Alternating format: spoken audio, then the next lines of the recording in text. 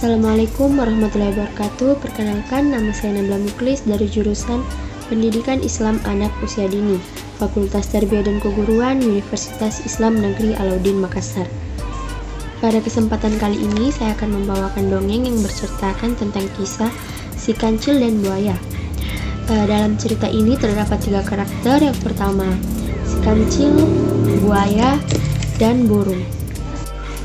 Yuk sama-sama kita simak dongeng yang berceritakan tentang kancil dan buaya.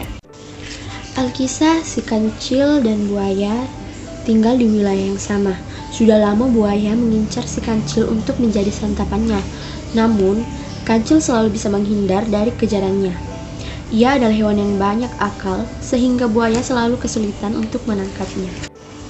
Meski selalu terhindar dari tangkapan buaya, kancil makin lama makin khawatir.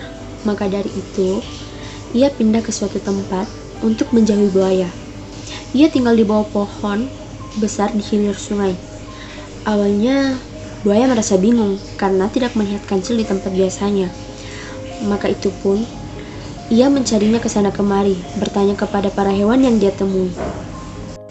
"Oh, kancil pindah ke pohon di dekat hilir sungai," kata burung kecil yang ditanya oleh buaya. Tentu saja buaya sangat senang mendengar informasi itu. Segera saja ia ke tempat yang dimaksud oleh si burung.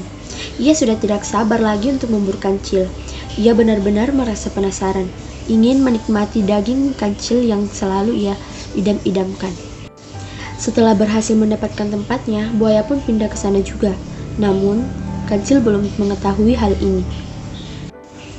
Selama berhari-hari buaya mengawasi kancil, ia mempelajari kebiasaan kancil seraya merancang strategi untuk menangkapnya. Dari pengamatannya itu, tahulah si buaya bahwa si kancil sering pergi ke sebuah pulau kecil yang ditumbuhi pohon-pohon apel di sekitar tempat tinggalnya. Untuk sampai ke sana, si kancil biasa menyeberangi sungai dengan melompati beberapa batu besar yang ada di antara tempat tinggal tersebut. "Ah, aku punya ide," seru buaya ketika kancil pergi ke pulau kecil. Buaya bersembunyi di balik batu tengah sungai. Ia menunggu kancil melompati batu itu. Hari itu, kancil puas memakan buah-buah yang ada di pulau kecil. Kemudian, ia pun pulang dengan riang. Ia melompati dari sisi sungai ke batu-batu untuk sampai di rumahnya. Namun, setibanya di tengah sungai, ia melihat bayangan dari batu yang hendak ia lompati tampak tinggi dari biasanya.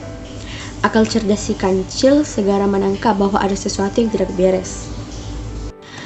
"Jangan-jangan ada buaya di balik batu itu," batin kancil curiga. Setelah berpikir, ia berhasil mendapatkan akal. Ia berteriak ke arah batu. "Hai batu, gimana kabarmu?" Hening, tak ada jawaban. Kancil kemudian bertanya lagi. "Ada apa batu? Biasanya kau menjawab pertanyaanku." "Oh, jadi biasanya batu ini berbicara," batin buaya yang sedang berdiam diri di batu itu. "Kalau begitu, aku harus pura-pura menjawabnya supaya kancil tidak curiga." "Halo kancil," jawab buaya. Kancil terkikik geli di dalam hati melihat kebodohan buaya. Lantas ia berkata, "Jadi, kau ada di situ ya buaya? Tak kusangka kau mengajarku sampai ke sini." Buaya kaget, rupanya penyamarannya sudah diketahuan. Sadarlah ia bahwa kancil telah mengakalinya. Ia benar-benar kesal dengan kebodohannya sendiri. "Ya, aku mengajarmu ke sini karena aku ingin memakanmu," sahut buaya jengkel. "Baiklah, kali ini kau berhasil menjebakku," jawab kancil sambil mempersiapkan siasat berikutnya. "Bukalah mulutmu lebar-lebar agar aku bisa melompat ke dalamnya." Kancil benar-benar cerdik.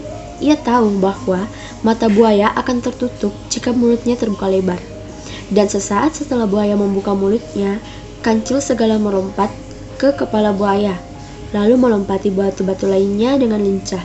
Dan setelah tiba di tepi sungai, kancil segera memanjat pohon besar di tempat tinggalnya. Lagi-lagi, selamatlah kancil dari kejaran buaya. Itu semua berkat kecerdasan yang jauh melampaui buaya. Sementara, buaya terpaksa gigit jari karena lagi-lagi gagal menangkap kancil yang sudah lama diidam-idamkan. Hikmah yang bisa kita ambil dari cerita dongeng kancil dan buaya adalah orang yang cerdas dan berpengetahuan luas akan mudah menyelesaikan masalah-masalahnya dengan baik seperti yang dilakukan oleh kancil.